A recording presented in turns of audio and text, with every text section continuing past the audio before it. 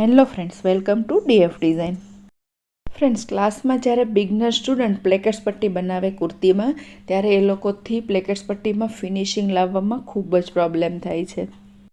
તો સ્ટુડન્ટે કીધું કે મેડમ કોઈ એવી રીત બતાવો જેનાથી અમે ખૂબ જ સરસ ફિનિશિંગથી પ્લેકેટ્સ પટ્ટી બનાવી શકીએ. તો એ સ્ટુડન્ટને મેં ક્લાસમાં શીખવાડેલું છે કે ઇઝી રીતથી પ્લેકેટ્સ પટ્ટી કેવી રીતે બનાવી, પણ આજે તમે પણ જોઈ લો. પ્લેકેટ્સ પટ્ટીમાં આપણે ફક્ત એક જ સિલાઈ લગાવવાની છે અને પ્લેકેટ્સ પટ્ટી રેડી થયા પછી સિલાઈ બિલકુલ પણ નહીં દેખાય. તો એકદમ ઇઝી રીતથી પ્લેકેટ્સ પટ્ટી બનાવવા માટે આપણે અહીંયા કુર્તીનું કટિંગ કરી લીધું છે. તો પ્લેકેટ્સ પટ્ટી બનાવવા માટે નેકથી આ રીતે મેજર ટેપ રાખીશું અને 7 ઇંચ ઉપર માર્કિંગ કરી લઈશું. ત્યાર પછી પ્લેકેટ્સ બનાવવા માટે 2 પટ્ટી કટિંગ કરવાની છે અને આ પટ્ટીની લેન્થ 9 ઇંચ છે અને પહોળાઈ 3 ઇંચ લીધેલી છે. પટ્ટી આપણે બિલકુલ સિલાઈ ન દેખાય તે રીતે બનાવવાની છે, માટે તેમાં કેનવાસ પેપરનો યુઝ કરીશું. અને આ એ જ કેનવાસ પેપર લીધેલું છે જે આપણે નેકના ફિનિશિંગમાં યુઝ કરીએ છીએ. કેનવાસ પેપરમાંથી પણ 1 ઇંચ પહોળી અને 7 ઇંચ લાંબી એમ 2 પટ્ટી કટિંગ કરીશું.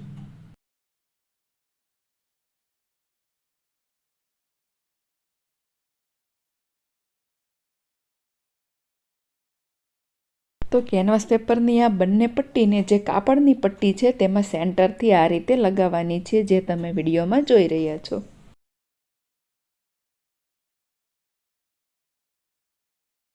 અહીંયા તમે સિલાઈ પણ લગાવી શકો છો અથવા તો પ્રેસથી પણ પટ્ટીને લગાવી શકો છો. મેં અત્યારે પ્રેસ કરેલી છે.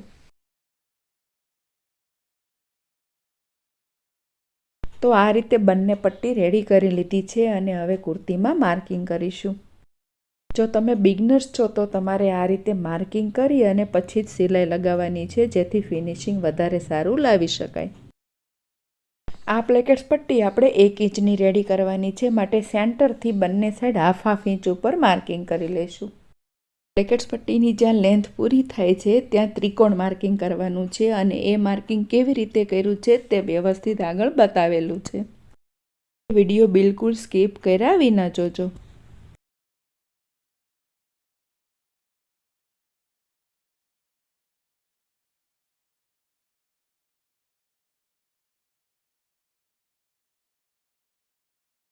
તો અહીંયા તમે જોઈ શકો છો આ માર્કિંગ કેવી રીતે કર્યું છે. જે રીતે માર્કિંગ કર્યું છે તે જ પ્રમાણે સિલાઈ લગાવવાની છે. અને હવે રેડી કરેલી બંને પટ્ટીને જ્યાં સેન્ટર માર્કિંગ છે ત્યાં આ રીતે ગોઠવીશું.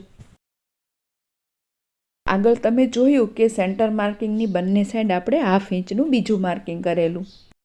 તો એ હાફ ઇંચના માર્કિંગ પર સિલાઈ લગાવી લઈશું. પ્રમાણે માર્કિંગ કર્યું હતું તે જ પ્રમાણે સિલાઈ લગાવી લીધી છે. ત્યાર પછી સેન્ટર લાઈન હતી ત્યાં કટ લગાવી લઈશું અને જે ત્રિકોણ નીચે શેપ આપ્યો હતો ત્યાં પણ ક્રોસ કટ લગાવી લઈશું.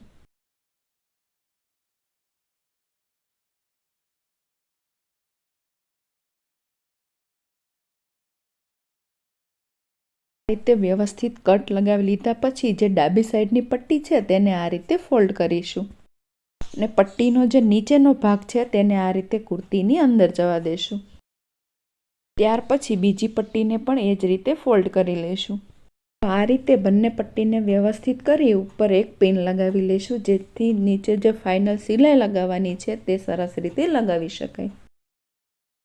જે ફાઇનલ સિલાઈ લગાવવાની છે તે કુર્તીની અંદરની સાઈડથી લગાવીશું. કુર્તીને આ રીતે પલટાવ્યા પછી તમે જોશો તો ત્યાં એક ત્રિકોણ શેપ બનેલો છે. સિલાઈ લગાવી લઈશું. તમારે વિડીયો સ્કીપ નથી કરવાનો. લાસ્ટમાં આપણે આ પ્લેકેટ્સ પટ્ટીમાં લેસ કેવી રીતે લગાવી તે જોઈશું.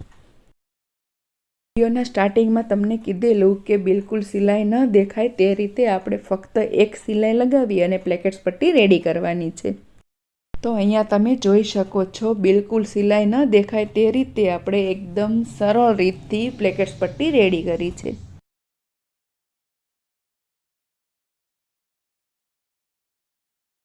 અને આ પટ્ટીનો ફાઇનલ લુક તમે એકદમ નજીકથી પણ જોઈ શકો છો, જે કેટલા ફિનિશિંગથી રેડી થઈ છે. અને હવે લાસ્ટમાં સીધી પટ્ટીને સ્ક્વેર શેપમાં પ્લેકેટ્સ પટ્ટીની 3 બાજુ કેવી રીતે લગાવી તે જોઈએ.